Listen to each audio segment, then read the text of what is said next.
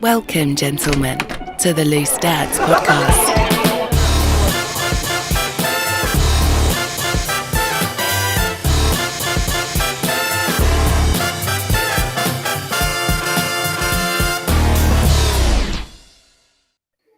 Hello and welcome to Loose Dads. It's from Dadsnet. It is a podcast with dads sitting around talking to each other. And on this week's show, we're going to be doing the big question of the week, answering some dads' questions.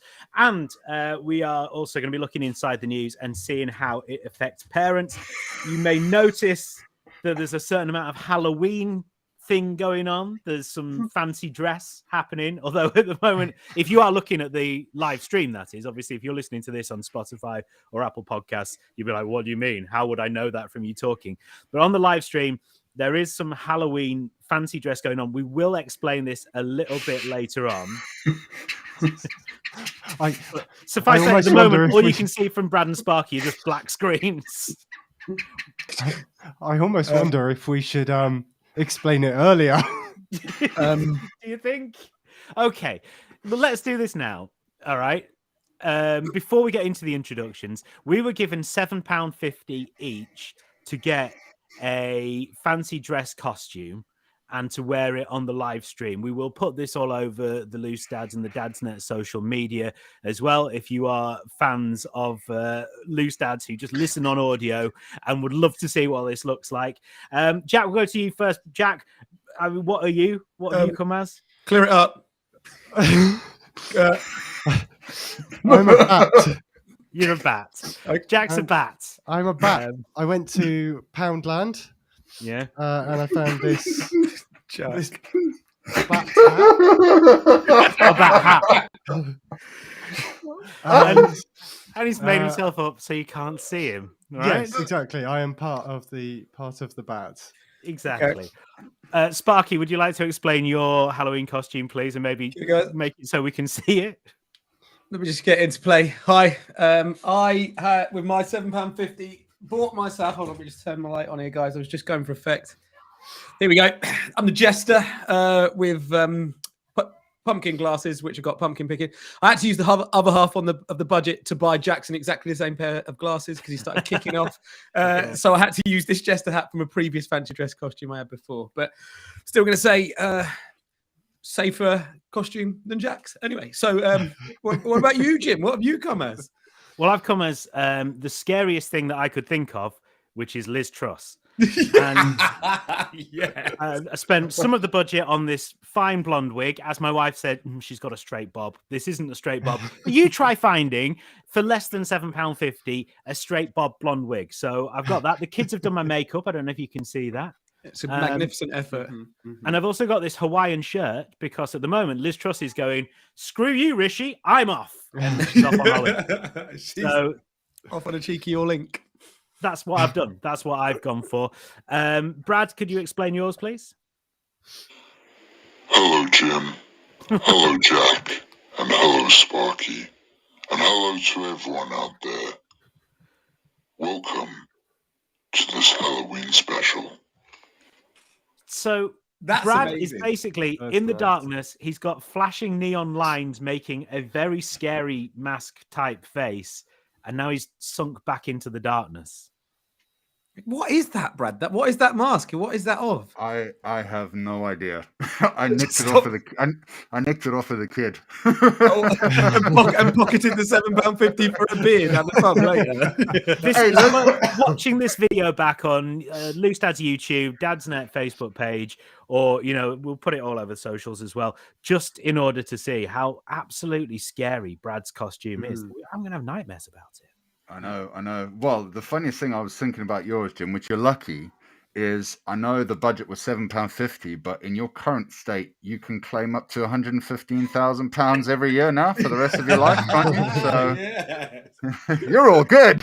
Zing! I thought you were Tiger King for a minute, like with the Hawaiian shirt. Yeah, it does look more like that, doesn't it? Hold on.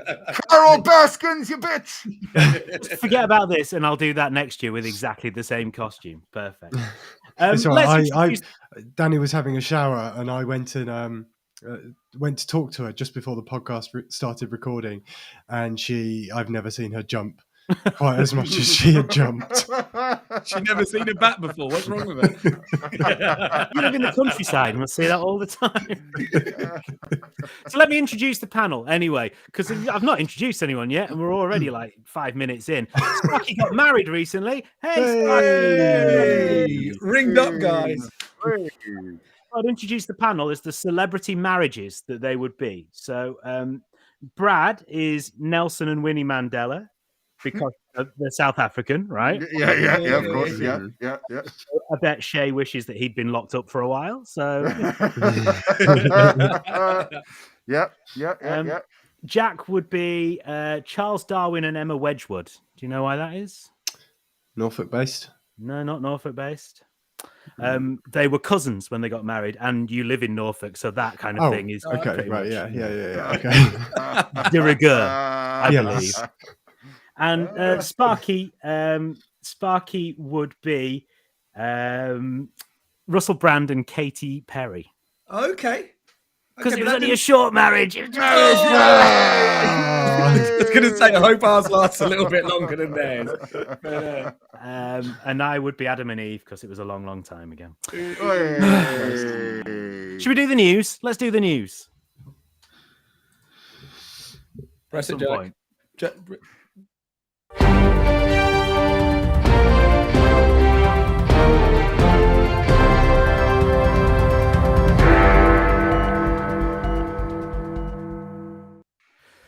Well, I mean, just a couple of months after the last time, we've got a new prime minister. That's the news. That's the big news now.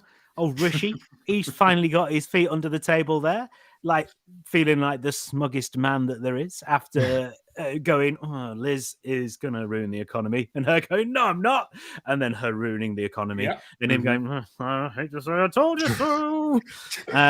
So now he's our new prime minister. Doesn't it feel utterly ridiculous? Almost as ridiculous as our own Houses of Parliament, us talking about this whilst all dressed like this. I mean, it's about as much of a joke as this whole situation is. But I mean, as long as Rishi, because he knows his sums better than Liz, if he can make good on my mortgage or on the interest rates, that would be what I'm most interested in, please, sir. So do we think that's kind of number one priority? First day through the door, he does the thing where they show him around, show him where the toilets are, and kind of get him to fill in the health and safety forms. Then first thing he does when he gets to his desk, sort out mortgages, right? Is that it? No, I tell you what, my mortgage advisor sent me an email earlier saying your mortgage rates, if you're looking to remortgage, the rates have just got better. Really? Oh, really? So Yeah, straight away. yeah. Well, Just by virtue of him being incumbent. Right. Because that's how the markets work. They work on confidence, don't they? And they'd lost so much confidence that anything is going to look better. You could have put a cat in charge and then the markets would have gone, yeah, probably would be a little bit better. Yeah. The only thing that could have tanked it worse was Boris. Yeah. Okay. Yeah. I tell you what, though. Did we think that was going to happen? Did we think it, at one point it might For a happen? scary second. I know we're like really good at forgetting things quickly in this country, but like, it was just a couple of months ago. Like, we know, and then it was like, oh yeah, this seems like a good idea. And I heard people go like, oh yeah, go on then. While he's still being investigated for lying to Parliament. Bring this guy back. He knows what he's doing. Did you know the quote? Because he was on holiday, obviously, in the middle of when they should have been sitting. So well done to him for his constituents there. The quote was that he got up. They'd never seen him look so determined because they'd never seen him tuck in his shirt before. And that was a real political quote to show how much he was ready to be the prime minister again. Amazing. I mean, do you know what though? Like, everyone's talking about how much money Rishi Sunak's got, but let's really talk about the real people who are earning the money at the moment, and that is removal men within the vicinity of 10 Downing Street. They are cash in because when you're posh, they are like add up the money a bit more and like oh yeah, of course we'll do that again. And we know the whip for the doors. We'll get the stuff in and out really quickly because we only moved Liz in last week.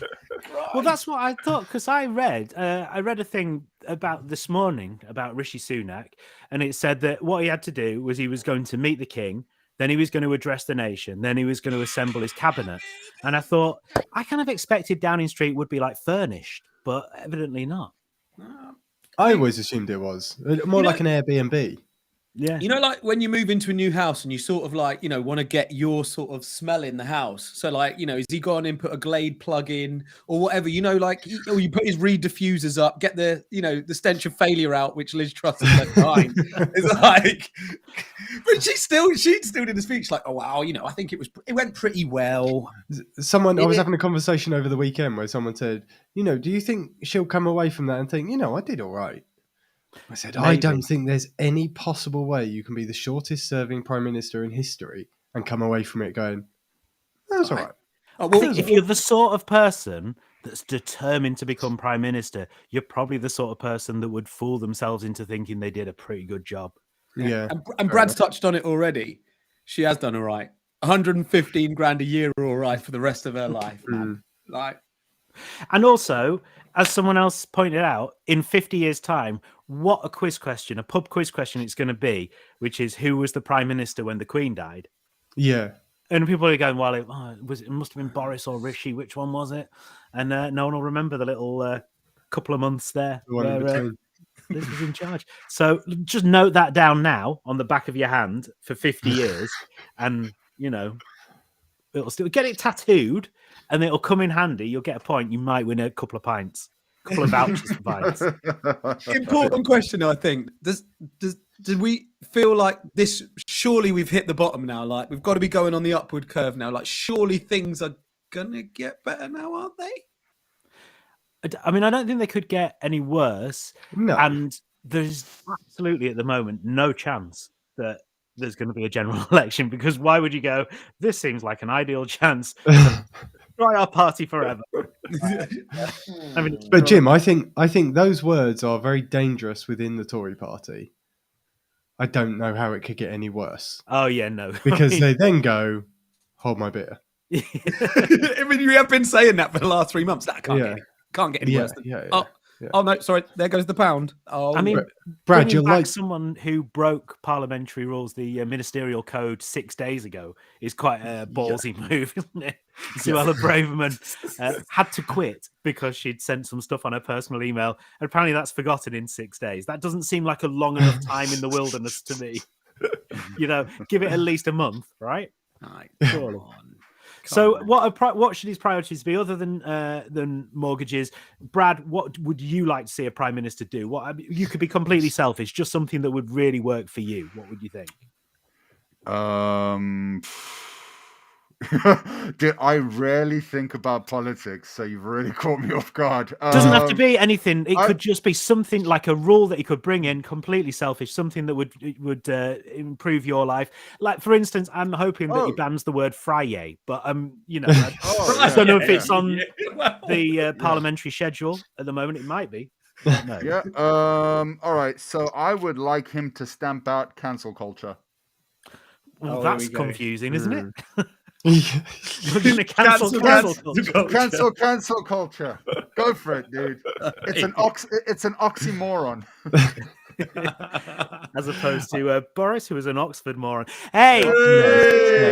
7 points for that one, Jim. That's I would like him to increase the Halloween costume range at B&M Bargains. This is how I ended up with this costume. You found the shoe polish though, Jack. Well, looks at me. So fine. But genuinely, the one thing I think, like the only thing he's got to do when he goes in is appear competent. Yeah. And he's just got to do that for a short time, and suddenly he's the best prime minister we've had in the last 10 years. What are they calling it? A safe pair of hands? Like he just needs to be a safe pair of hands for a couple of years, right? Yeah, but bring in some of the old slogans, strong and stable, all that. For the British people. That looks a little bit sarcastic at the moment, doesn't it? I mean, I'd give it a few months before I bring that one back. But okay, well, yeah, that is it, isn't it? You just need to be the most boring prime minister you could be. Don't make any massive claims. Just sit there and just go, it's all right. Like, do you remember when David Cameron had all that controversy about shagging a pig? Right? And you thought and now you look back on David Cameron fondly as a competent prime minister, and it's like, wow. he left his daughter in the toilet at a pub. Yeah. He did or did not do things with a pig. Potentially did not, but I was going to say, you also look back at David Cameron fondling. What are you fondling, dude? It's just a packet of pork scratchings. That's what. Yes.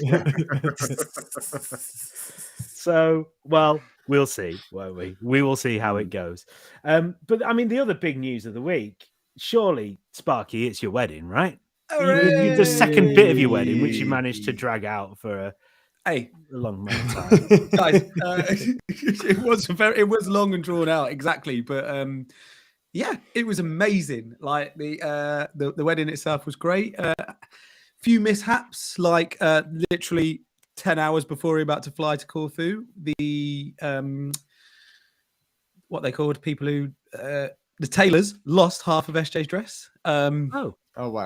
Which was a massive panicked situation, which ended up getting sorted. But you know, imagine that when the last thing she was going to collect, and we kept it at the tailors to keep it safe from a toddler that lives in our house, and they managed to lose half of it. So incompetent tailors tried to wreck our wedding. Then which half did they lose? Like top or bottom? The cape bit, I don't know. I didn't know what it was because okay. she was trying to cry about it down the phone to me, but not tell me what it was. So, like the bit that the drapey bit that's really important, which all the bridesmaids carry along and stuff. The bit that's she's train. I believe it's a train. That's it. So, could you say the train was delayed then? The train was delayed. But one of her mates who was coming out on a later flight, like later in the week, managed to bring that. So that was good.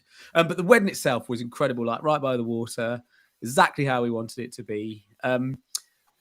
I may have messed up the one big job I had, which when we got to Corfu, it was like, oh, can you get some favors for the children? Like I had to pop into Corfu town because we had alcohol for the favors for everybody, like a mini shot of the Greek traditional shot mastika, if you're familiar with it, which is made from the nectar of a tree. Like that was our favor for everybody. It was like, we've tied the knot, take a shot. You know how they do that, right? Nice. But I had to get some stuff for the kids. So do you remember, guys, right? Lucky bags. I got, by the way, right. So I got a tambourine each for them all to play along to the music and dance with us. And I saw some lucky bags when I was just walking past the kiosk and I thought, oh, brilliant. As a kid, I was never disappointed at a lucky bag. Brad, did they have them in South Africa? Yeah, dude. Yeah. And then you'd have like sherbet in them and suckers and sweets and like random toys. Yeah. All good, dude. Yeah. Random toys. Right. Okay. So we had my mate Mitch's son Mason, who was literally one on Monday at the. So he's potentially a bit young for one, but I thought, okay, it's cute. It's a pirate lucky bag. I'll get him one. I got a mermaid one for Clara, who was there, and I got another pirate one for Jackson. Right. So anyway, we're sitting there at the wedding, and all those have been handed out to the kids, and then my mum goes, why is there a gun on the table? What? Why is there a hand grenade on the table, right? And let's just say, right, the lucky bags are a little bit more extreme in Greece. God.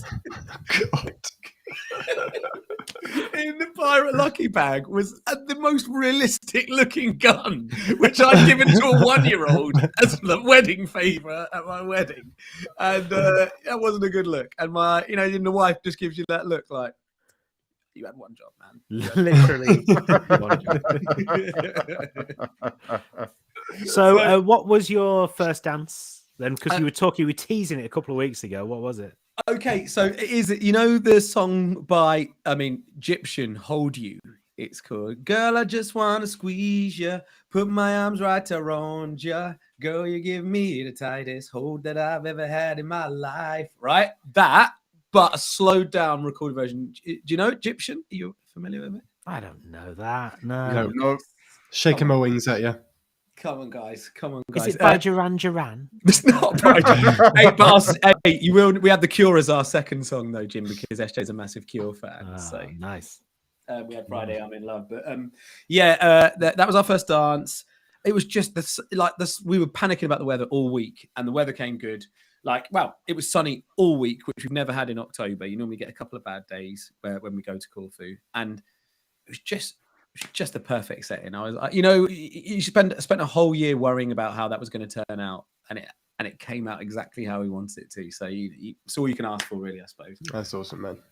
And we were there on your stag do. So the last time you were on this show, we did the live stream on the Tuesday night. So we were basically your stag do before you had the official, like, boring wedding bit. Yeah, the one in the council house in Nottingham. Yeah, and Slightly now- less glamorous than the seaside in Corfu. And this is like 4 days after your actual wedding. So now we're on your honeymoon as well. Is that what? this is? That's exactly it, boys. Okay. That's it. And it's great to have you here. Really though, is it? I mean, Hey, if you dress like Liz Truss, like this could get an interesting evening, Jim. And I've also figured out, I think Jack is actually guano, which is the name for bat. Bat Yeah. who? We've all seen Ace Ventura, Brad. We've all seen. Oh, yeah, well, there we go. It's Yeah. guano. Really, I should just be down here the whole time. and also I'm more like The Rock. Yeah, You're more don't like just the leave people. that for this one as well. You could just do that any other kind of podcast. Just hit your head so we can't see it. That's absolutely fine, Jack. Just anytime you want. This is Loose Dads from Dadsnet. On the way, we're going to be answering a big question of the week. The big question of the week in a bit, very soon.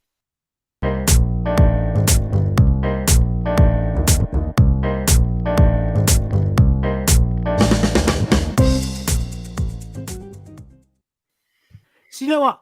I've been reading about microplastics. Yeah. And this is horrible. All right. Here's the thing. Every wash, up to 700,000 microplastics can make it from your clothes into the water, then into our waterways, which is quite a lot. And that is why Gulp exists. So I did see this on Kickstarter. It's the plastic-free washing from the sustainably focused innovation company based in the UK. It's basically a device that you hook up directly to your washing machine that swallows up the microplastics before they leave your washing machine, isn't it? What?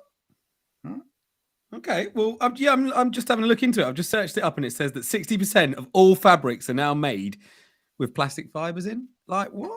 Is that why it's so cheap these days? Hence why there are 700,000 microplastics in one wash. That's insane. I mean, those numbers are absolutely insane. Okay, so what do you do? So you buy the washing, so you buy the machine, but how often do you have to replace the filters then? I mean, So that's a lot. That's a lot of plastic. So I'm sure it would be consistent. But that's the beauty of this. There's no additional filters. There's no disposable parts. You just buy it and that's it. I mean, it's not in production yet. It is on Kickstarter, but you can get involved in their Kickstarter campaign. Nice. Yeah. And when you think about the amount of washing that parents do every week as well, that's a lot of microplastics that's going into the waterways. So, yeah, as parents, it's something that we should really probably be super conscious of, I guess. Yeah, absolutely, and also educating the kids and making them aware of it as well. So then, how do we get involved? Okay, so you can search on Kickstarter for Gulp, or use the link. I'm going to put it in the description as well. They got reward tiers, so you get discounts off the product depending on how much you support the project. And it looks like they're selling out of the biggest discount rewards already, so best to get in there quickly. All right. Okay. I'll be honest, right? It's really good to be teaming up with a product that can genuinely help make things better in the future, really. And if you're listening right now, take a look at the Kickstarter page when you can, and you can find all the details in the link. Put it in the link there. I mean, I'm assuming it's going to be there, right? Jack, Down where's there. the link go? Like in terms of the screen? Down below. Well, if you're listening, just down below. If you're watching, Anywhere. I don't know. It could be. You'll find it. You clever people. You can do it. Okay. Gulp. Right. you. Let's do the big question of the week. Big question. The big question of the week. The big question of the week. It is the big question of the week. It's where we trawl through the Dadsnet Facebook pages and groups, and we spy a conversation that's going on, and we try and put our own sort of loose dad spin on it. So, if you'd like to help us out with this, you could get involved if you're watching the live stream. We do this live stream on Tuesday nights, 8:30 on the Dadsnet Facebook page, on the Loose Dads Facebook group, Loose Dads YouTube as well. If not, maybe you could just send like an email or an actual letter, postcard. Didn't you used to have to like do a stamped addressed envelope and stuff, and like you licked down an envelope and wrote something on the back and sent it to like your favorite TV shows?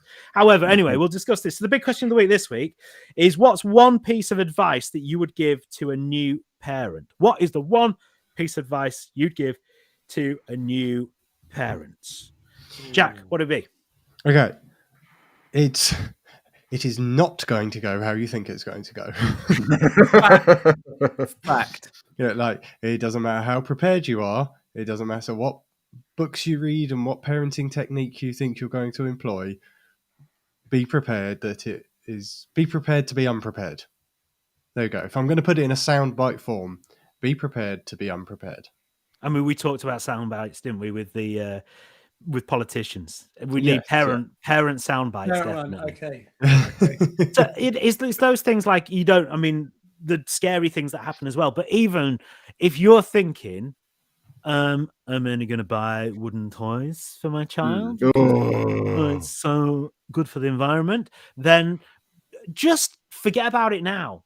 All right, absolutely forget about that, because you are going to be buying every bit of plastic tat just to keep them quiet and keep them entertained. Absolutely. So just ignore that completely, that thought. And if you want to be still be like conscious of that, buy stuff off Marketplace. That's going to be better. That it's being recycled and reused, rather than like they're attracted to the plastic tat. You want to get them the posh wooden thing, they want the tack. That's so true, Jim. But also, like, we've all been that person before we had kids who looked at a family in, I don't know, feeding their 6-month-old baby KFC. I don't know. That's a bad example. Because I don't think anyone's like, yeah, that's a great idea. In this country, it's more like McDonald's, dude. Macca's, yeah. Or we've all been that person pre-kids who looked at that and went, not how I'd raise my kids.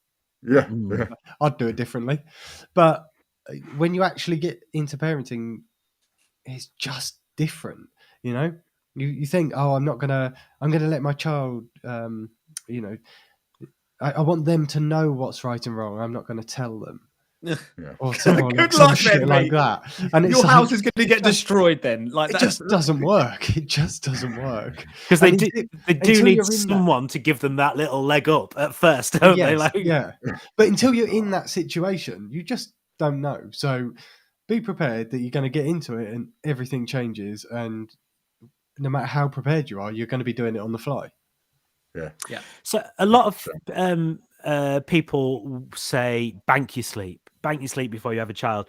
Is that actually possible? Is it? I think scientifically it's been proven you can never catch up on sleep.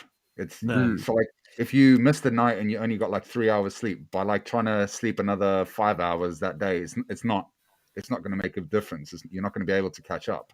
I think I've worked out the advice people are trying to give when they say that, though. What they mean is enjoy those last few weeks of being able to sleep as much as you like, because that's gone. Like that really has gone, unless you're getting nanny or granddad to babysit, or they're not staying in the same house with you.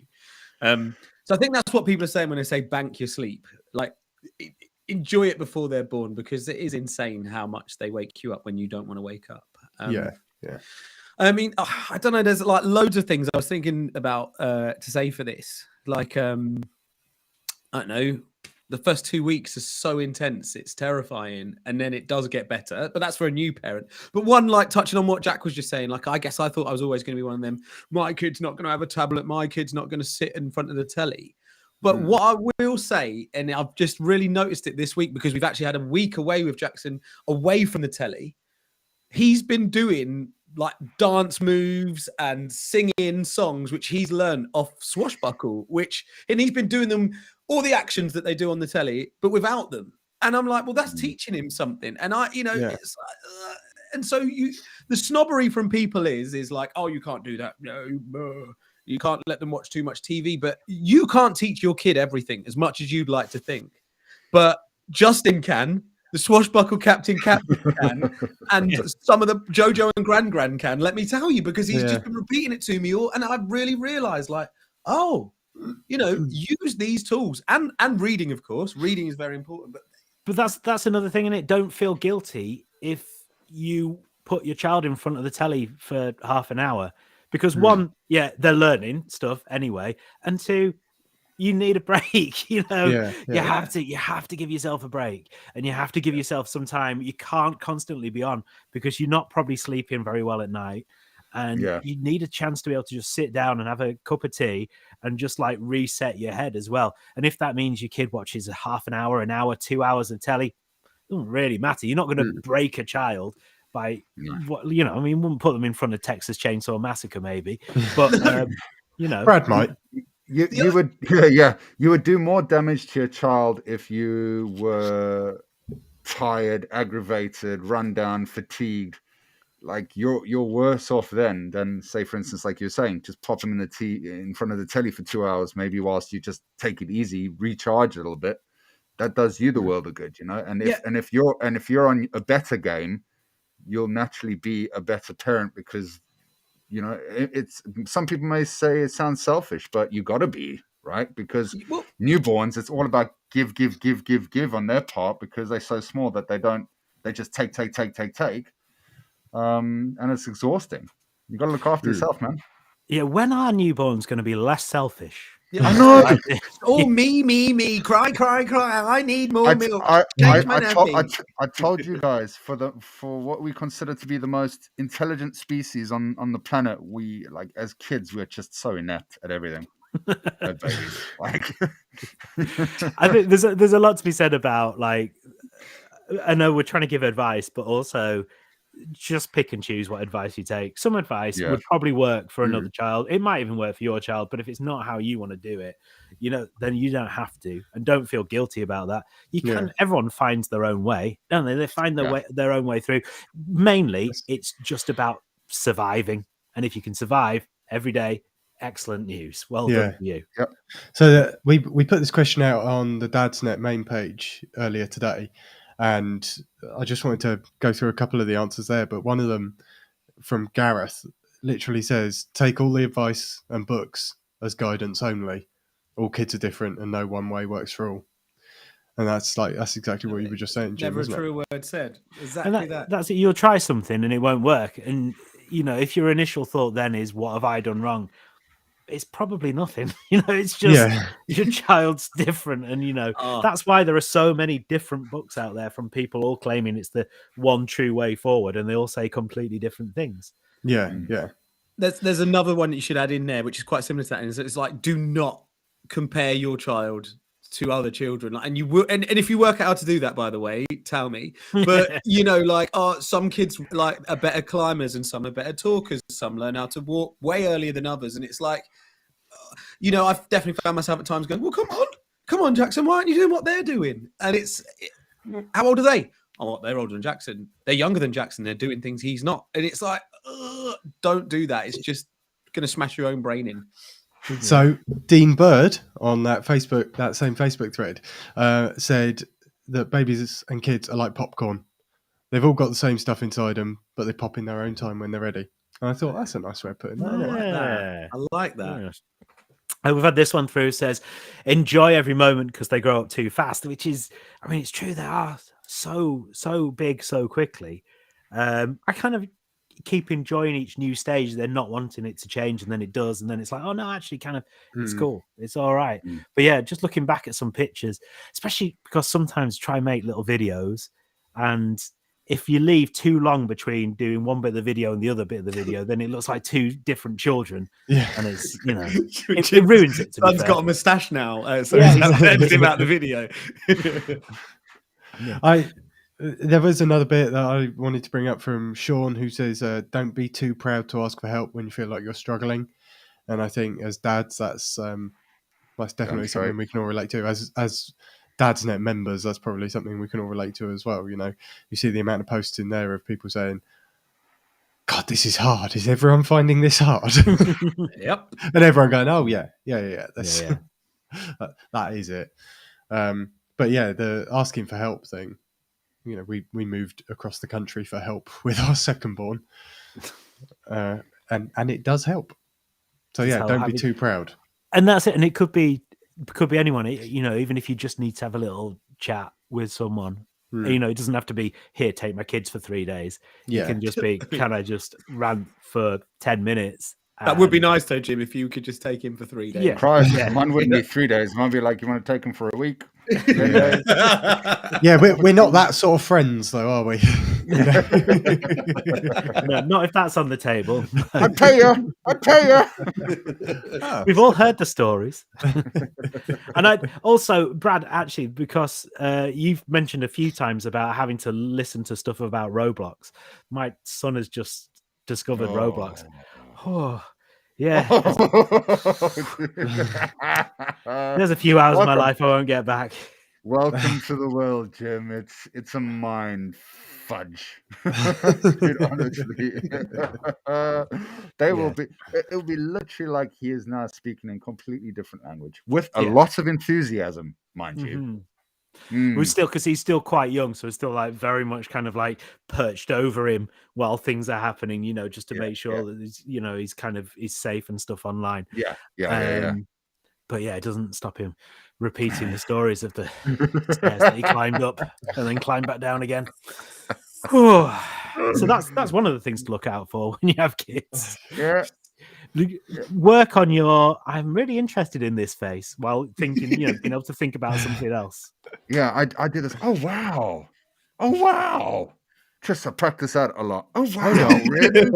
Hold on, Wow. you do that whenever I talk on the podcast, bro. Oh wow. Whoa. Right, hey Brad, I've got a good story about a guitar. Oh wow. Really? Tell me more.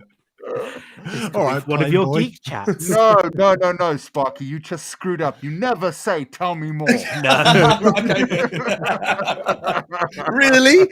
Oh, why didn't you tell your mum about that? Yeah, there we go. Yes. Should we ring Grandma and Granddad? Yeah. Bye. Gonna make a cup of tea.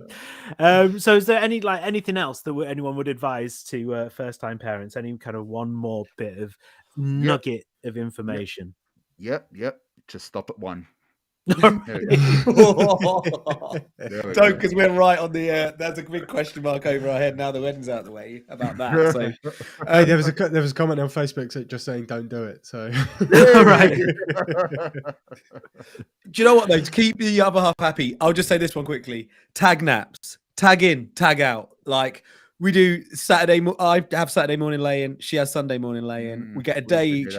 And definitely through the newborn stage is like, you know, you can both get up. That is really nice for the first few weeks, but then take turns so you're getting some sleep back. Like that really helps.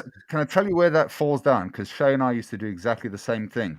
So I think it was like Saturday she'd sleep in, Sunday I'd sleep in. But then all of a sudden my Sunday started disappearing.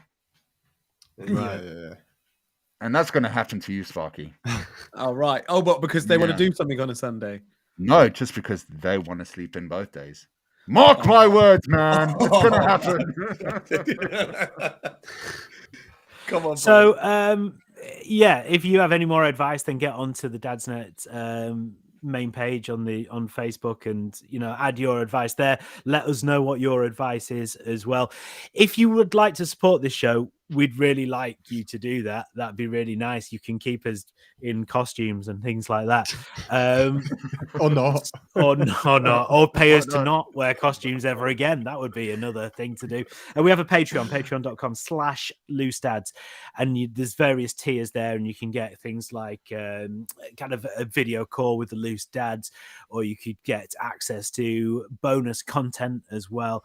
And there's all sorts of other things as well. So make sure you get over there. There's t-shirts, aren't there? Which we didn't even know about until we saw a picture of Connor, our executive producer, wearing a Loose Dads t-shirt that we would not been told about. Jack seemed to have managed to, I don't know, did you have to siphon off a bit of Dadsnet budget for that? Well, look, the boss might be listening, so. Oh no! So you didn't? No. Okay. No. Came out of our pocket. But anyway, yeah, patreon.com/loosedads. Get on there and help us out. Also, another way to do that would be to